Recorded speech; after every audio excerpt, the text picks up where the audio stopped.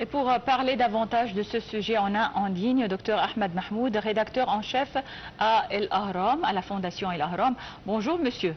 Bonjour madame. Donc aujourd'hui on parle de la sécurité alimentaire dans les zones de conflit comme la bande de Gaza, le Liban, la Cisjordanie. Comment les conflits armés perturbent, les chaînes d'approvisionnement alimentaire? Bon, tout d'abord, il faut savoir que le conflit au Moyen-Orient a atteint un point critique humanitaire qui exige d'examiner de toute urgence des questions touchant à la survie même de l'humanité. Et le problème dans ce approchement, c'est que il y a des points critiques qui affectent la situation humanitaire, non seulement à Gaza, non seulement au sud du Liban, mais presque dans le Moyen-Orient en général. Il faut aussi se rappeler du Yémen, ne pas oublier ce qui se passe là-bas depuis très longtemps. Et du Soudan aussi. Et Soudan aussi. Donc là, il y a une nécessité d'avoir un approchement sur l'importance de garantir un accès régulier à une alimentation suffisante et nutritive aussi pour les populations dans les zones qu'on avait juste mentionnées. Et encore, il y a aussi une nécessité de repenser des solutions radicales qui permettent de surmonter les défis mondiaux liés aux crises et aux conflits. Il ne faut pas oublier ça aussi. Donc, il faut aussi avoir la mise en place d'un terme définitif aux perturbations de transport et de la logistique dans la région du Moyen-Orient. Ça devient de plus en plus nécessaire et vraiment très important. Donc, pourquoi la sécurité alimentaire est-elle devenue donc un enjeu stratégique dans les guerres? Est-ce que c'est quelque chose donc de pardon, est-ce que c'est quelque chose de préparer, de monter, d'exploiter donc le peuple à travers une crise humanitaire, à travers la sécurité alimentaire? Est-ce que c'est une sorte de pression dans les conflits? Bon, le problème que, en fait, il y a eu un changement radical dans l'éthique des conflits. Donc avant, mais après la Deuxième Guerre mondiale, il y a eu un rapprochement pour garantir une approche éthique dans les conflits qui ne permet pas d'utiliser la souffrance alimentaire dans la guerre. Et ça a été mettre en accord dans la loi internationale humanitaire. Mais le problème au Moyen-Orient, que les forces d'occupation israéliennes ne mettent pas vraiment une importance, ou bien elles négligent complètement les règles de la loi internationale humanitaire et insistent à non seulement utiliser la force majeure contre les civils, contre les populations civiles, soit à Gaza, soit au sud du Liban, n'importe quoi, c'est le problème de conflit, mais aussi elles exigent à utiliser la souffrance, comment on dit, alimentaire contre ces populations pour les mettre en siège, pour les faire émigrer de la région, peut-être. Ça c'est une autre étape de leur grand plan de vider les points autour de l'occupation actuelle. Et si on parle donc de la bande de Gaza plus particulièrement, quels sont les impacts donc de ce conflit ou de cette guerre dévastatrice dans la bande de Gaza sur la production et la distribution des denrées alimentaires. Comme vous le savez, donc il y a des convois d'aide humanitaire qui arrivent dans la bande de Gaza tous les jours, surtout à travers le passage de Rafah et comme les convois de Zed el-Izza, envoyés par l'Égypte. Alors comment le conflit à Gaza affecte-t-il ou a des répercussions sur la distribution de l'aide humanitaire et sur la production agricole surtout? Bon, il y a une très simple réponse sur votre question. Donc, on peut juste dire tout facilement que l'aggravation des risques de famine et de malnutrition aiguë dans le contexte actuel, c'est une trajectoire qui s'annonce encore prise. Rien n'est fait pour l'enrayer immédiatement. Donc ça veut dire que l'avenir et le futur du Gaza risque d'éradiquer complètement la population palestinienne si ça continue comme ça, sans avoir un acte international contre ces agressions. Et est-ce qu'on peut dire que l'infrastructure agricole est complètement détruite dans la bande de Gaza? Évidemment, parce qu'il n'y a rien, en fait, il n'y a rien, il n'y a pas un accès pour l'eau, il n'y a pas un accès pour les terrains cultivés, et en même temps, et c'est le plus grave, il n'y a pas de sécurité pour les citoyens palestiniens qui veulent aller cultiver leur terrain agricole. Donc, comment on peut garantir d'avoir une production agricole dès le départ? Et quant aux organisations humanitaires, quel rôle ils peuvent jouer donc dans la prévention des crises alimentaires? Bon, déjà, il faut appuyer sur comment on dit, l'état d'occupation de comment respecter les règles humanitaires. Ça, c'est très important. Mais en fait, envoyer les aides humanitaires et essayer d'avoir une solution alimentaire sans avoir le respect déjà des forces d'occupation pour les règles internationales et pour la loi internationale humanitaire. Donc là, je pense que ça devient de plus en plus critique et très difficile. Oui, si on parle du Liban, donc qui est soumise ces derniers jours à d'intenses frappes israéliennes et comme vous le savez, donc la population du Liban qui se déplace donc après des appels à l'évacuation de plusieurs villages, alors donc la vie n'est pas est instable, donc surtout au sud du Liban. Alors comment le conflit au Liban influence-t-il la production agricole nationale et les exportations? Bon, en fait, le cas du Liban est très particulier parce que le Liban représente une problématique complexe et persistante depuis des décennies.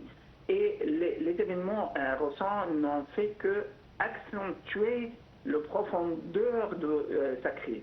Donc là, l'extension du conflit entre l'occupation israélienne et le Hezbollah aggravé les effets d'affrontement et de l'instabilité régionale sur le secteur agricole libanais.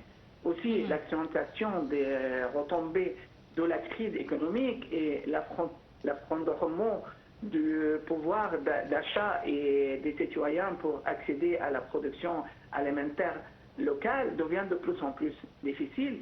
Et là, une dépendance accrue ou importation qui s'offre déjà des séquelles de la crise financière et de la fragilité des chaînes d'approvisionnement et qui laisse la sécurité alimentaire libanaise dans un point très critique.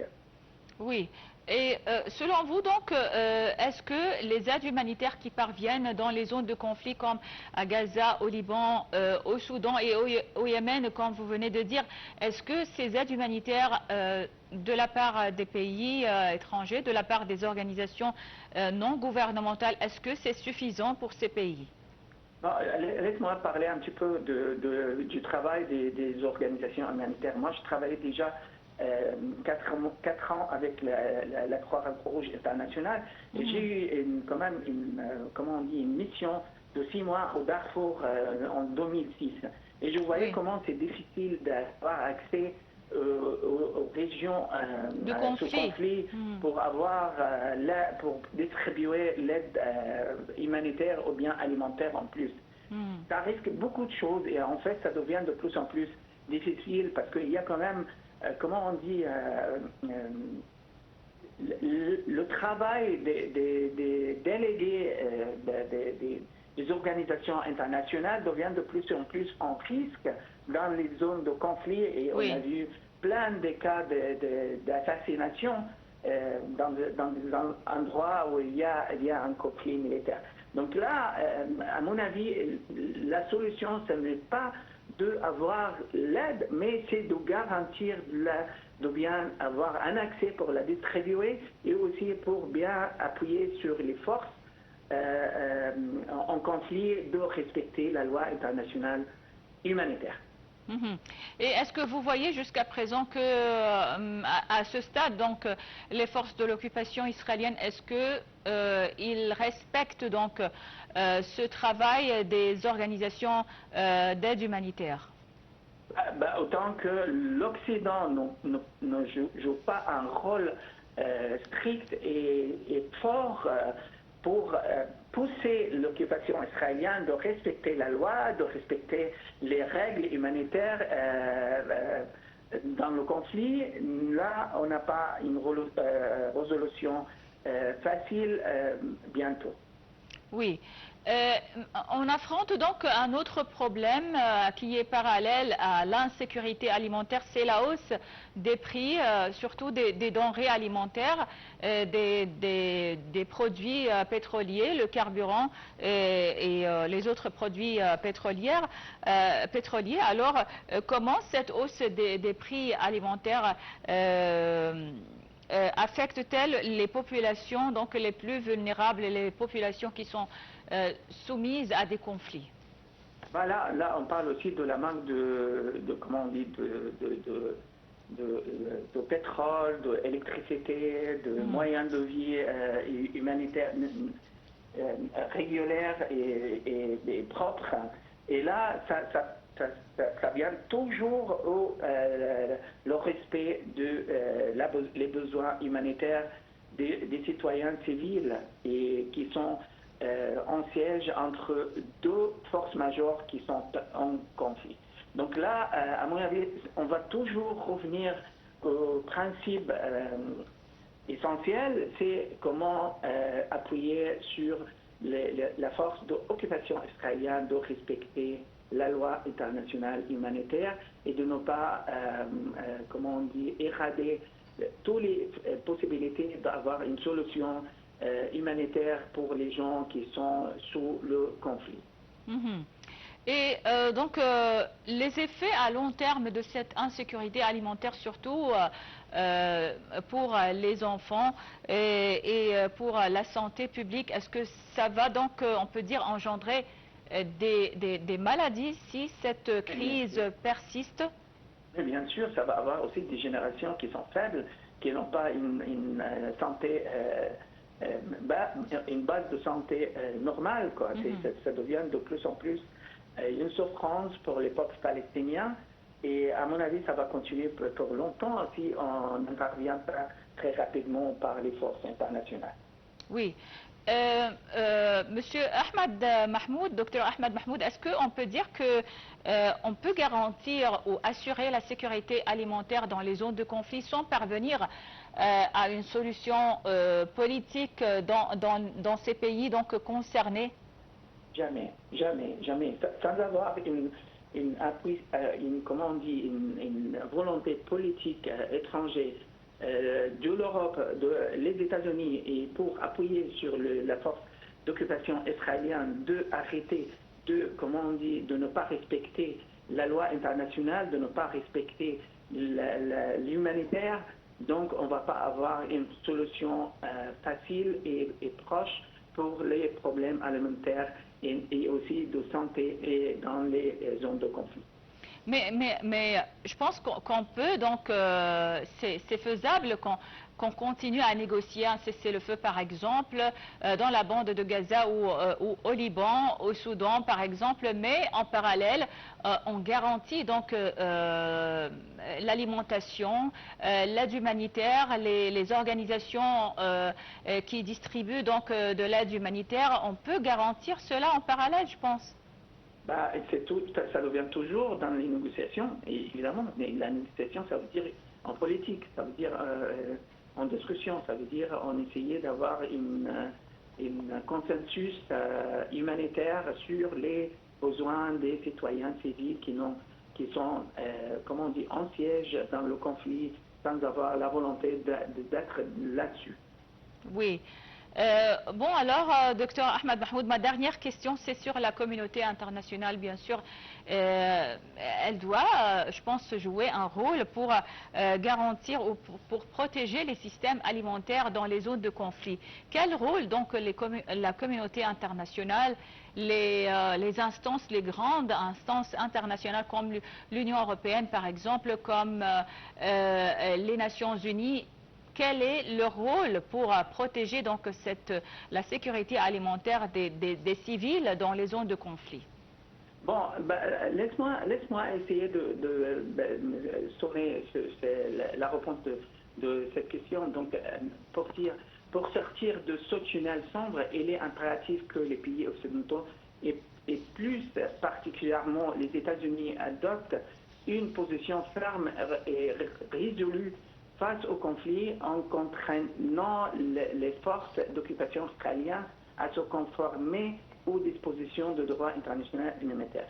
Ça veut dire que nous avons besoin de renforcer les flux de l'aide humanitaire internationale de manière urgente et sans entraver vers les zones de conflit et en Palestine et au Liban, même au Soudan et Yémen.